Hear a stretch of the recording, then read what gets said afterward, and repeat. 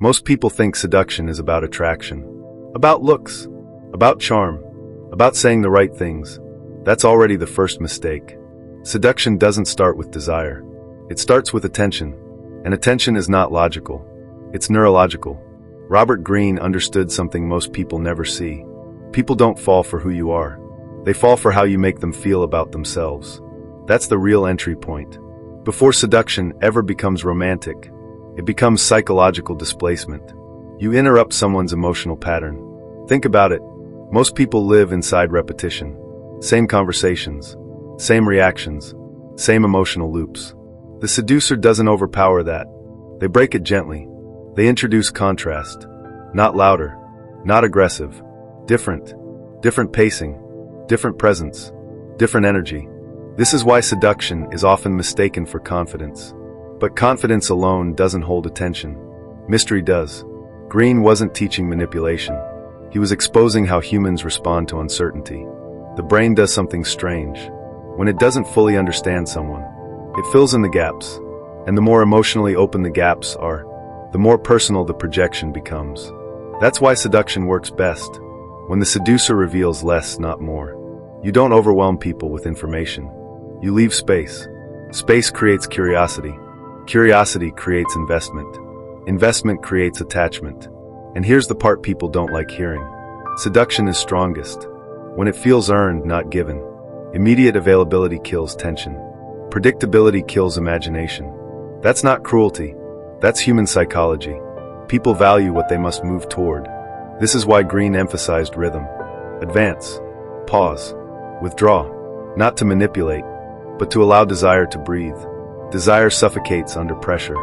It grows under anticipation. And once anticipation is established, logic loses authority. At that point, people are no longer reacting to you. They're reacting to the idea of you. That's when seduction becomes irreversible. But here's what most people miss. Seduction doesn't work on everyone. It only works on people who are emotionally open, unfulfilled, or unconsciously seeking something missing. Which means seduction doesn't create desire. It activates dormant desire.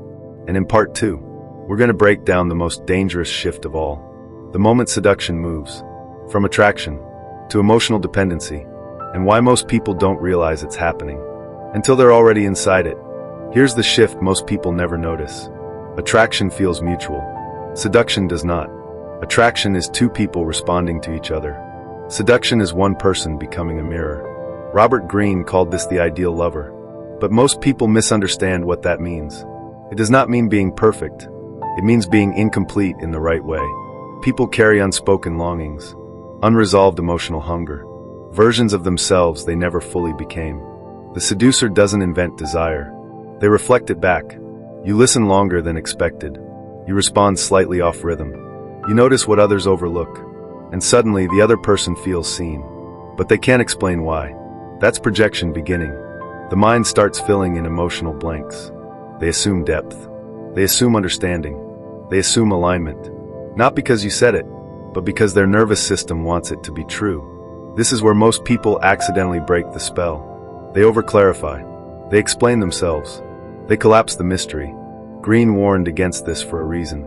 Once you become fully knowable, you become fully predictable. And predictability is the enemy of desire. Seduction operates on emotional suggestion, not emotional disclosure. You don't reveal your entire inner world. You allow the other person to discover parts of themselves through you. That's the dangerous part, because the attachment isn't really to you. It's to the version of themselves they feel when they're around you. That's why seduction feels intoxicating. You're not chasing them. You're not performing. You're allowing them to step into a better emotional state, and they associate that state with your presence. At this stage, logic begins to weaken. Red flags get rationalized. Inconsistencies get reframed as depth. Distance gets interpreted as mystery. And here's the line that matters. Once someone is projecting, you no longer control how powerful the connection feels. Their own psyche does. This is why seduction becomes dangerous in the hands of someone unconscious. Because when the projection collapses, the emotional fallout is real. In part 3, we're going to expose the moment seduction turns from subtle into binding, the push and pull cycle, why it works, why it creates obsession, and why breaking it is harder than people think. This is the moment seduction crosses a line. Not loudly, not dramatically, quietly. At first, everything feels natural. Connection, flow, ease. Then something changes. The seducer pulls back. Not completely, just enough. A delayed reply, a softer tone, a slight emotional distance. And suddenly the other person leans in. This is not coincidence. It's biology. The human nervous system is wired to seek resolution. When emotional reward becomes inconsistent, dopamine spikes, not from pleasure, from anticipation. That's why predictability feels safe, but unpredictability feels exciting. Robert Greene understood this pattern deeply. Seduction thrives on rhythm. Presence, then absence. Warmth, then neutrality. Interest, then silence. Not cruelty. Contrast. The mistake most people make is pulling away too hard. Total disappearance triggers self-protection. The spell breaks, but a subtle withdrawal, that creates tension. The mind begins replaying interactions, rereading messages, reevaluating moments. Did I say something wrong? Did I imagine the connection? What changed? Now the seducer is no longer a person. They're a question, and questions are addictive. This is where emotional energy shifts. The other person starts investing more. Time, attention, thought. They chase clarity. But clarity never arrives. Only brief reconnection. Just enough reassurance to reset hope. Then distance again. This is the push-pull loop. And here's the uncomfortable truth. Once this cycle locks in, desire becomes self-sustaining. You don't need to do more. Their mind does the work for you. But this is also where seduction becomes dangerous. Because obsession feels like passion, until it becomes anxiety, until self-worth starts fluctuating, based on your availability. Greene warned that seduction creates dependence, when the rhythm replaces reality. And most people don't realize they're trapped, because the connection still feels alive. In part 4, we're going to expose the final layer. Why seduction collapses, and what happens the moment the illusion breaks. Every seductive dynamic eventually reaches a limit. Not because desire fades, but because clarity intrudes. At some point, the questions grow louder than the fantasy. Patterns get noticed. The push-pull becomes visible.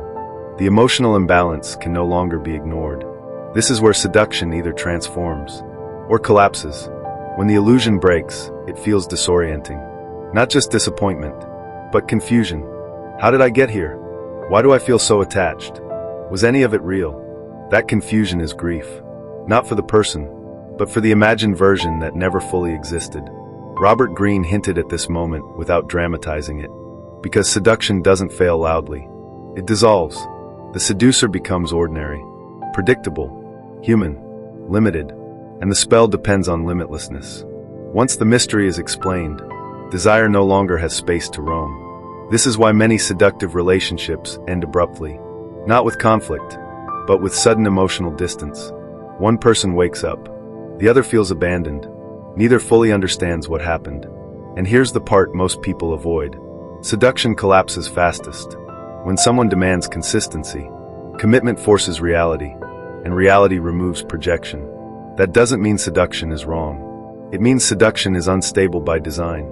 It cannot survive transparency, which is why the most powerful seducers either evolve into something real or disappear entirely. Greene understood that seduction without transformation leads to destruction of trust, of self-esteem, of emotional safety. This is the point where people look back and either feel wiser or wounded. In part 5, we're going to reverse the entire system. How to use the psychology of seduction consciously, without manipulation. How to create attraction that doesn't collapse. And why the most powerful form of seduction is the one that no longer needs illusion. If part 4 showed the collapse, then part 5 is the reversal. Seduction doesn't have to destroy. It doesn't have to trap. It can be conscious, intentional, and self-aware. Here's the truth. The most powerful seduction is the one that originates from your own completeness. You don't need to withhold. You don't need to manipulate. You don't need to create emotional chaos. You only need to embody presence. Presence is magnetic. Presence invites. Presence awakens the projection safely. When someone feels your energy, grounded, whole, and calm, they are naturally drawn. Not because you pulled a trick. Not because you created artificial tension. Because you resonate. This is where Greene's reverse engineering becomes clear. The old patterns, absence, push, pull, mystery, they work because they exploit gaps in people's desires. Conscious seduction works because it fills gaps in people's awareness with something real. And here's the paradox. The more complete you are, the less you need to chase. The more intentional you are, the more desire responds naturally. The push-pull becomes unnecessary. The obsession is replaced by admiration. The attachment is replaced by connection. You become the type of person who influences through energy, not games. And this is the final reversal. True seduction isn't about control. It's about reflection. It's about resonance. It's about how people feel in your presence. So the question isn't, am I doing it right? The question is, am I becoming someone worth noticing? Once you answer that, everything else flows.